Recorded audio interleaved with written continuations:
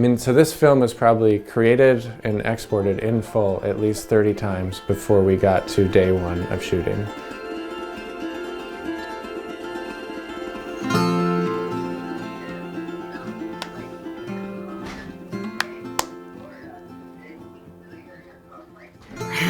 Which is like what every film should be, because you just watch it and you're like, that's bad, this is, take away this, add this, take away that, and that's what we were able to do with this. Which is an amazing process. That means we had 30 times to make revisions, and every single time it certainly got better. And even, I'm dangerous to say how close we got to shooting day and still didn't have some of the key components that were going to make this thing work. I'm gonna be doing it by myself, but I guess I'm trying to see if I'm like, can I like control the easy rig somehow? Yeah, it'll probably also help with the easy.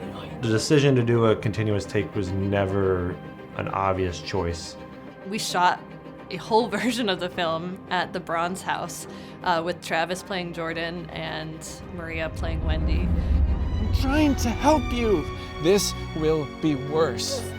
Stop yelling! It's important to see you're making someone upset. It's part of my disability. Nobody has more problems than you. I do! And I have anxiety, Jordan. Okay, and anxiety. This isn't a joke! 3, 2, 1, action. Thanks. See you soon. See you in an hour and a half, people. Go Bills. Yeah. Go Bills. Go Bills. Me playing the dog. Right? Little did I know that me playing Damon at that moment would be my rehearsal for actually playing the role of Damon.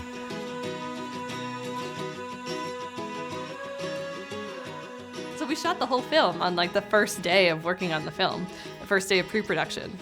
It's action. That's just one clip. Starts at one point and like 300 gigabytes later, it stops. We filmed the whole thing, and there was like 5 minutes after where I was like kind of in euphoria. And I was like, oh fuck, this is something. This is cool. I felt very excited. I also loved the idea of the oneer. I felt like there was a lot of like stuff there. You're telling a story, a very dynamic story with one camera shot.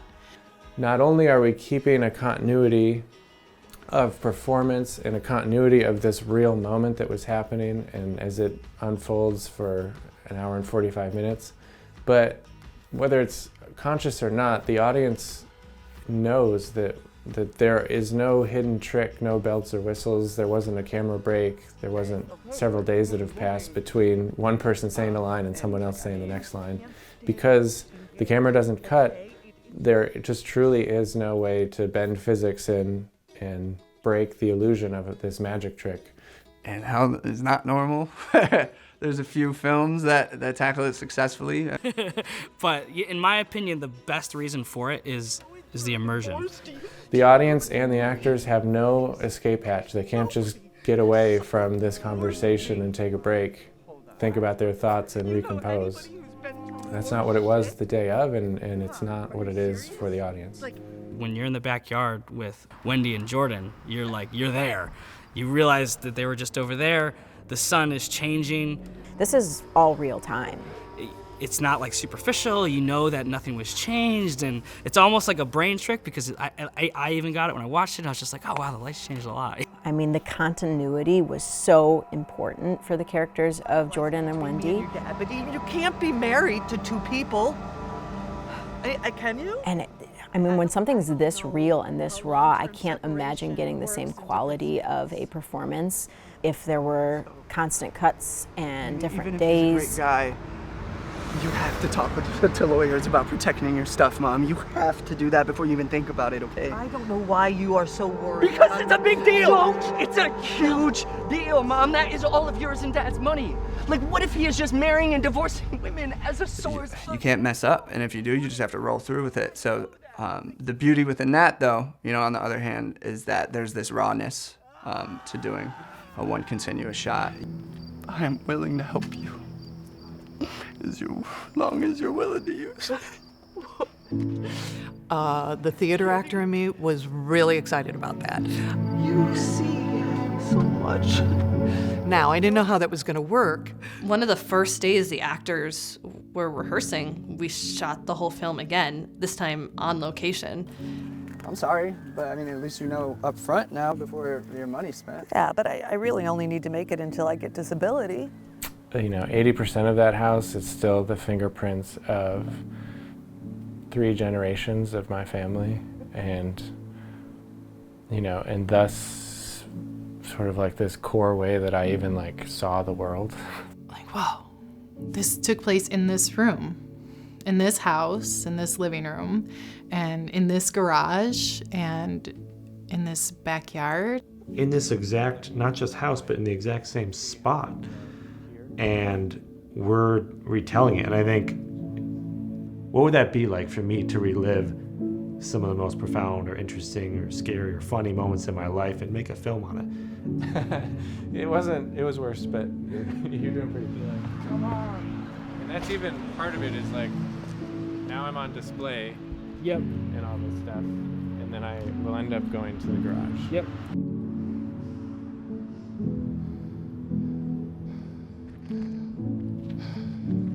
The scene, and Jay was like walking up the driveway, and I thought for a second, like, what is he thinking? There's a man standing in his doorway with his coffee cup, being him, just playing you, and I just thought, like, how does he feel about this? I'll see ya. Yeah, all right. A real location in reality will take you 90% towards the truth and the authenticity of a project, and that just radiates in every element. So getting to be in the actual spot and almost not touching anything, and we might bring in a few little accents that might have some symbolic meaning. Next to the photos is a little Christmas decoration, and it's of a home, and it's a shattered home. A little thing of super glue next to it, as if she had gone to fix it and then came across all of these memories of what once was. And I think that that's such a clever little hint thrown in. There's this recurring theme of homes in general. We open the film with a shot of a home, and it gives you a certain feeling. Then we have Mrs. Campbell, who's looking at an idealized house puzzle. As we go down Route 60, we see this visual journey of the different houses in the community, and then this, smaller house that's under the shadows of some maple trees. In the distance in the backyard, there is a nativity set. It's like a light-up Christmas decoration that's toppled over, and it's clearly no longer Christmas. It hasn't been, cleaned up or anything. But when you think about the family unit, and then behind it, the neighbor's yard, we have maybe an echo of what Wendy's life, or the life she had wanted, was. A father and a mother in their 30s with their child, until the context of their argument pushes them away from the background. And what we found is holding off some perspectives and some techniques was very good, because it allowed us to give people a different experience. I mean, I think it's like 40 minutes through the movie before you get to see what we would call 3 o'clock. Let's say that you're my noon, this would be 3 o'clock, this is 6 o'clock. But there was a point where Sherry would draw a clock.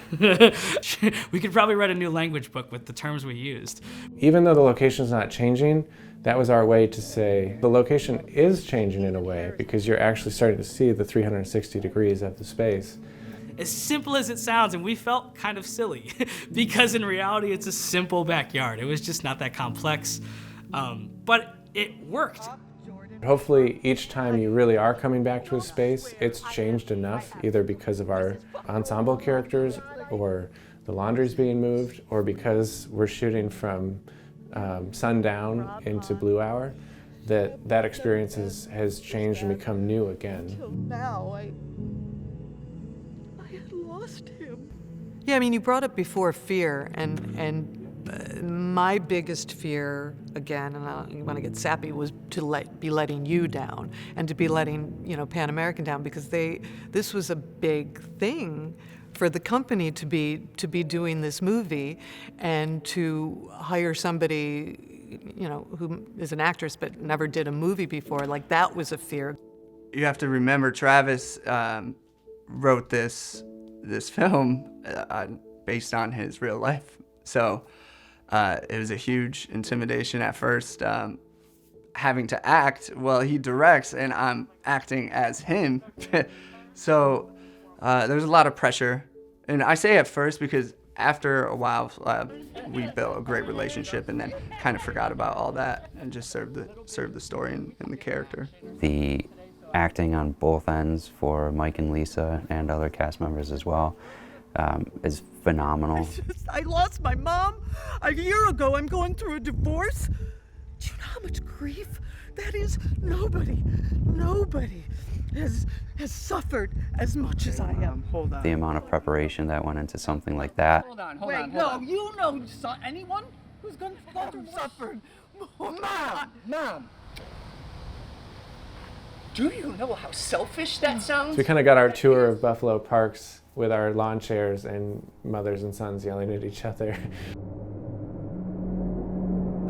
For them to really deliver was something that you just don't typically see unless you go to a one-person or two-person play live in person and see that actually happen. All in all, I think we did 4 shooting days. We just get 1 take per night.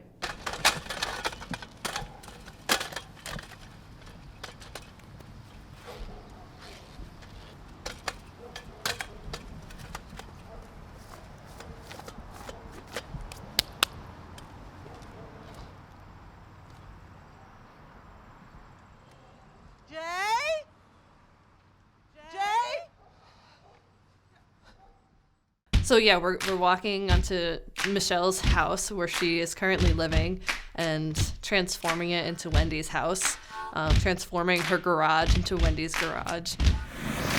You're so slow. Making sure that all the lights and things that need to be triggered at some point through this 2 hours are ready and in place and working and have the electricity that they need. So we're spending an hour or so getting everything prepped, and then it's like this big anticipation of like, all right, this is the start, and like once we're going, that's it. It's just gonna keep going for 2 hours until it's done and make it happen. And there's I remember that one, I think it was a rehearsal, but it was just raining. Totally different than last time. Are you worried about it? Raining a little? And we're like, what if that happens? We're like, we need to be ready for this because we're not gonna bail, So like, how are we gonna deal with it? I'm just talking to my mom. We're getting ready. Oh, yeah. Thank you. Absolutely. Oh, my pleasure. My The pleasure. dogs are barking inside, so we wanted to sit out here. It was so nice a little while ago. Honey, help him. He said he's got it. But it was a roller coaster. There were some takes where I felt really comfortable with it and like happy. There were some takes where I was really upset and mad and almost always be at myself. It was just like, it was hard. Some of it was just physical, where it was just like, it's, to hold a camera that long isn't that bad. It's more about like holding a camera and being a cinematographer for that long is what's hard. Is like, oh, okay, your back hurts? You can't move though, because if you move and you try to like even just do this, it's gonna fuck it up. I mean, the camera's handheld, so it felt more documentary, more like war photography. But you still couldn't really, we didn't want you to really feel the cameraman's steps. So a lot of times when he's moving closer, we found this technique where when he pans left to right, he would hide a step in there. You're the one that's in control of your life. You're the one that does these things. What do you want me to say? And then I would kind of hold there for a second, wait for someone else to do a little move, and then I'd take another big step. And I would just do this, and so that way my steps were, and it works really well. Camera movement was like allowed by the actors, which was really cool. But that took a lot of tests to figure out, and a lot of dissecting. It's usually IQ I'm waiting for, like once he sends me, and then once he sends me, I guess I gotta dedicate pretty hard because it's such a hard, I'm usually right here, so then I gotta do a full twist to get there, which maybe I'll just try to reposition myself better. Why doesn't this work? And we would talk about why it didn't work and how much motivation has to drive camera movement, especially in a continuous take. It could be as subtle as a little look or a glance, or a very strong idea was even justified in order to move away from one subject to another.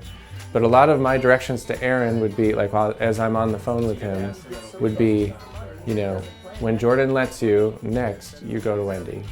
Yeah, so Travis would also have like this shot list. So basically he'd have the roadmap, I was driving the car, and at times my eyes were even closed. And I was just like, he's kind of telling you, it's like the rally races or something. It's like, 5 degrees left coming up. And it's like, okay, I'm ready. But then sometimes the turns would change. And so he was there to kind of help me there. But then at times we both had to make weird game time decisions together.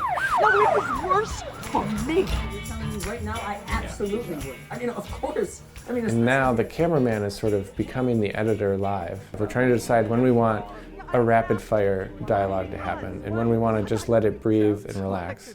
And he was literally in my ear for that. At times it was terrible. Litter boxes fall down, I had to run out, and I hopped out, and when I did, I unclipped the camera off the Easy Rig. So isn't a big deal. Normally, clip it back on, but this is the take. So I'm holding it, no big deal. I get out to the yard, it's probably 10 minutes in, I'm like, yeah, I'm getting tired. I gotta clip this back on. And I remember there's a moment where I'm walking in and I'm kind of trying to clip it, and I'm moving way too much, and I can tell I'm fucking it up. And Travis is just reminding me of how badly it looks. And he's like, "You're a little shaky tonight, Aaron." Yeah, no, oh yeah, okay, all right. Well, you clearly know something's wrong. And I just eventually fucking clipped it back in, and I was like, there we go. I don't think it was a take, but it was so funny, and it was funny that I couldn't tell him what was wrong. He didn't know what was wrong. That's just one little part of the puzzle. Oh, flashbacks. PTSD. So no, we were shooting wide open, so very shallow depth of field. And Aaron being on the Easy Rig, the camera was constantly moving, so I was just pulling focus, eyes were just peering through the monitor. Luke had a soccer game in Buffalo, and he was racing down literally minutes away from starting. And I think it was just rehearsal. Yeah, that was a live day. Was that a live day? No. Oh, no. You have to start at 7:03 today, 7:03 and 30 seconds. By the time we get to Act 3, it's going to allow the right lighting for the right moment. Literally, Sherry and I were already in our little cockpit. The garage in a back corner, very hot. Luke just crawls over our legs. Probably smelled awful, had to sit next to Travis the whole time. Huddled in front of the monitors. It was like I just sat down, picked up the controller, and just started rolling. So. That was very funny. I had Travis in my left ear, and I had all of the extras in my right ear. Staying with him. All right, you're gonna go to zone 2, Ross. I would get prompts and now, go, this, that, and it was interesting. Hey, Ross! That's it. Good The job, lawnmower Lisa. throughout the movie, plays an important role as far as timing and tone, as to how loud you hear the lawnmower. And you're 10, because I'm gonna have a roommate. What? A roommate, Mom? There's a newer, deeper quiet and hush that falls over the group. That just totally. And the one time that the timing of the lawnmower was spot on, 3 seconds later, a neighbor who we don't have control over starts mowing their lawn. He just does. He does my part. Mom, I remember. But a roommate? So it's dueling lawnmowers. It's another friend. We finally get that under control, and then a pack of motorcycles goes by and just rev and make a lot of noise. Who's your roommate then? It feels like suddenly you're in a sci-fi war zone with all these spaceships landing. Who's your roommate then? Just out of frame, and our characters are still trying to get through this new information. My mom has a roommate. Who's your roommate then? Well, it's good friend. So who's your roommate then? Well, it's another friend. It was very, very fun. He is so nice.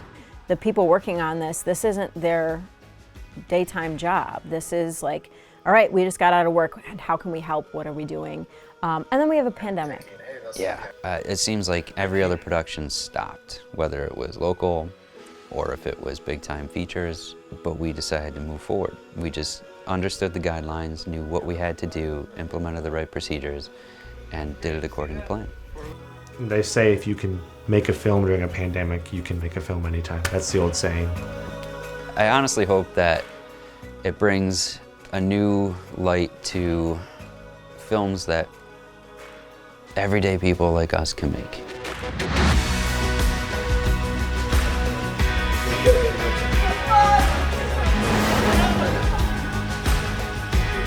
Let's make movies! But then all she understands next is that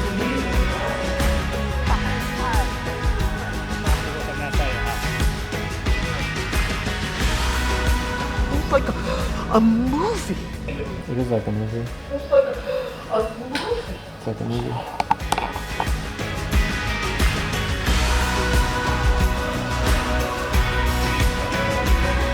Much more. That's much more. Mother's Day is finished.